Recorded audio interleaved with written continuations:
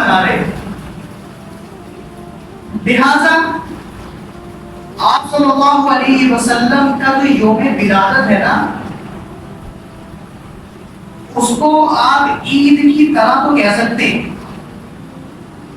لیکن اللہ نے اس کو عید کہا نہیں. لوگ یہ دلیل دیتے ہیں نا کہ دیکھیں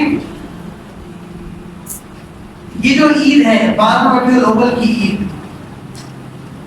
وہ دلیل یہ دیتے ہیں کہ اس کو منانے کی سب سے بڑی دلیل یہ ہے کہ 2 عیدیں ہمیں اسی عید کے صدقے سے ملی ہیں. یہ ان کی دلیل ہے، ہماری نہیں. کہ 12 ربیع الاول کے دن جو عید ہم مناتے ہیں، یہ عید ہمیں اس لیے مناتے ہیں کہ جو پچھلی 2 عیدیں ہیں وہ ہمیں کس عید کے صدقے ملی ہیں. اگر آپ صلی اللہ علیہ وسلم پیدا نہ ہوتے، نبی بن کر نہ آتے، تو وہ لوگ یہ کہتے ہیں کہ ہمیں وہ 2 عیدیں بھی نہ ملتی. تو چلو یہی بات آپ کی مان لی ہم نے بالفرض کہ ہمیں 2 عیدیں کس کے صدقے سے ملی ہیں؟ آپ صلی اللہ علیہ وسلم. لیکن کیا اللہ کے علم میں یہ بات نہیں تھی؟ بات سمجھنے کی ہے نا. میری سمجھ میں تو ایک بات آ رہی ہے کہ بھئی میں اس دن عید ضرور مناؤں گا. کیوں؟ اس لیے کہ میں جب عید الفطر منا رہا ہوں، عید الاضحیٰ منا رہا ہوں، تو میں عید میلاد النبی کیوں نہ مناؤں؟ کیونکہ عید میلاد النبی کے صدقے ہی مجھے کیا ملی ہے؟ عید الفطر اور عید الاضحیٰ. تو 1 منٹ کے لیے آپ کی دلیل کو ہم مان لیتے ہیں، لیکن ذرا حوصلے سے انسان ذرا غور و فکر کر کے سوچے. یہ بات آپ کو آپ صلی اللہ علیہ وسلم کی پیدائش کو نا اس 12 ربیع الاول کو 1498 سال ہو گئے. 1498 سال، یعنی اس ربیع الاول کے مہینے میں حضور صلی اللہ علیہ وسلم کی ولادت کو کتنا عرصہ گزر چکا ہے؟ 1498 سال کا عرصہ گزر چکا ہے. تو یہ بات آج کے کسی بندے کو جو یہ سمجھ میں آ رہی ہے کہ اس عید کو کرنا اس لیے لازمی ہے کہ پچھلی 2 عیدیں اس عید کے صدقے میں ملی ہے، تو یہ بات 1450 سال پہلے جب قرآن کا نزول ہو رہا تھا، آپ صلی اللہ علیہ وسلم پر وحی کا نزول ہو رہا تھا، اس وقت یہ بات اللہ کے علم میں یا نبی کے علم میں یا صحابہ کے علم میں نہیں آئی. یا تو ہماری سوچ صحابہ سے بڑی ہے. ایک دعویٰ تو یہ بنتا ہے نا کہ جو چیز وہی اترتے ہوئے نبی اور صحابہ کو سمجھ نہیں آئی، وہ آج اس گمراہی کے دور میں مجھ جیسے بندے کو سمجھ میں آ رہی ہے. تو مطلب یہ ہے کہ یا تو میں یہ دعویٰ کروں کہ میں نعوذ باللہ ان لوگوں سے بہت بڑا علم رکھنے والا ہوں. اور دوسری بات یہ کہ جب صدقے کی بات آتی ہے نا کہ یہ حضور کے صدقے سے ہم 2 عیدیں ہمیں ملی، تو یہ تیسری عید بھی ہم بنائیں گے. تو یہ صدقہ جب قرآن نازل ہو رہا تھا اس وقت اللہ کے علم میں نہیں آیا جو آج آپ کے علم میں آ گیا.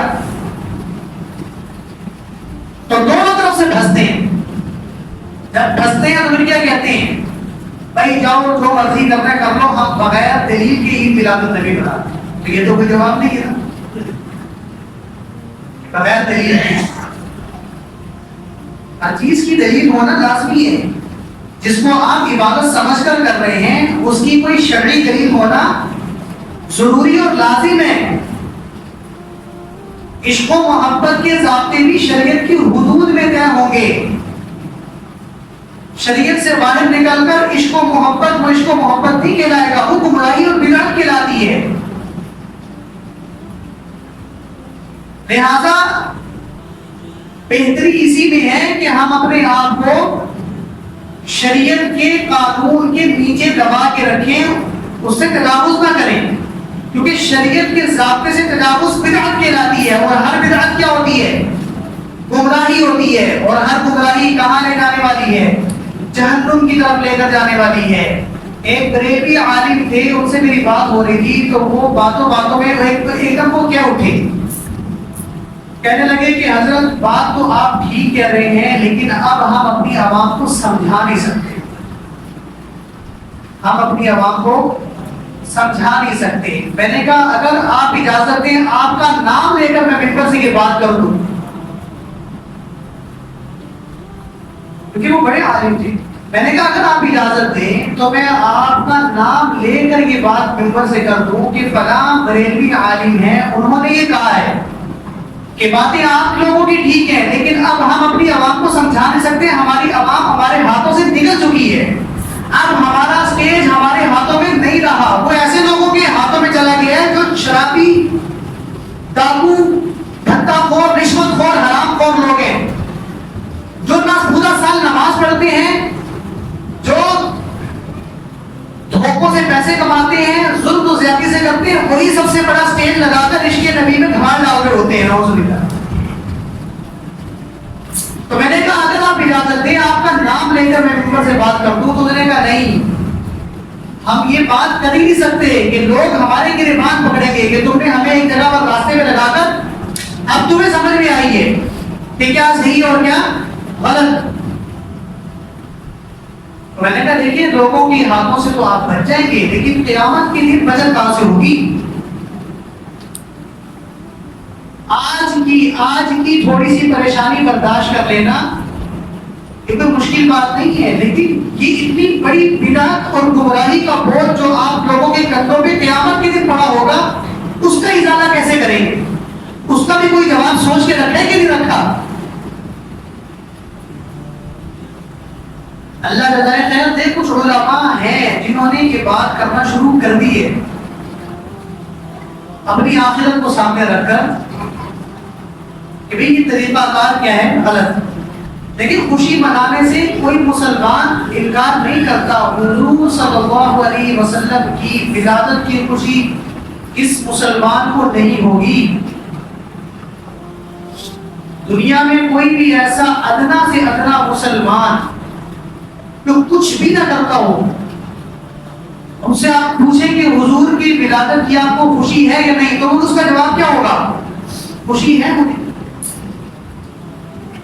لیکن خوشی منانے کا جو طریقہ کار ہے نا, اس سے ہم آپ کو کہتے ہیں کہ اس طریقہ کار میں گمراہیاں پھیل رہی ہیں, اس طریقہ کار سے کوئی بھی اچھی بات پھیل نہیں رہی ہے. کہ بے پردہ خواتین جلوسوں کے اندر دھکے کھا رہی ہیں. بتاؤ جلوس کا میلاد نکالنے والا یا جس مسجد میں یہ دعوت دی جا رہی ہے یا جس مدرسے سے یہ جلوس نکل رہے ہیں, بتاؤ کہ جب یہ جلوس اس روڈ پہ پہنچے گا, مدرسے سے نکل کر یا مسجد سے نکل کر یا کسی گھر سے نکل تو ثواب کے نام پہ رہا ہے نا, لیکن اسی جلوس میں آ کر کچھ خواتین پھنس جاتی ہیں, ان کو دھکے لگتے ہیں, ان کے ساتھ غلط حرکتیں ہو جاتی ہیں. بتاؤ اس کا جواب قیامت کے دن آپ کیا دیں گے؟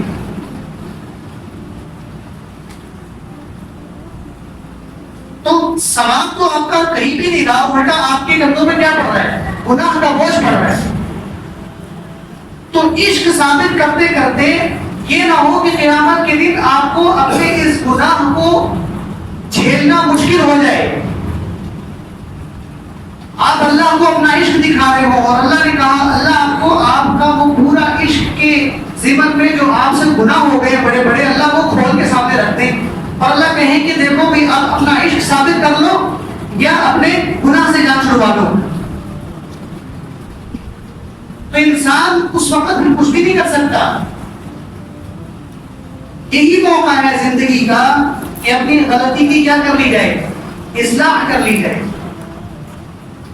مرنے سے پہلے کوئی انسان چھوٹا نہیں ہو جاتا. دیکھو علماء سے بھی غلطیاں ہو جاتی ہیں. علماء بھی کیا ہوتے ہیں جی؟ انسان ہوتے ہیں. یہ بات اچھے سے ہمیں سمجھنی چاہیے.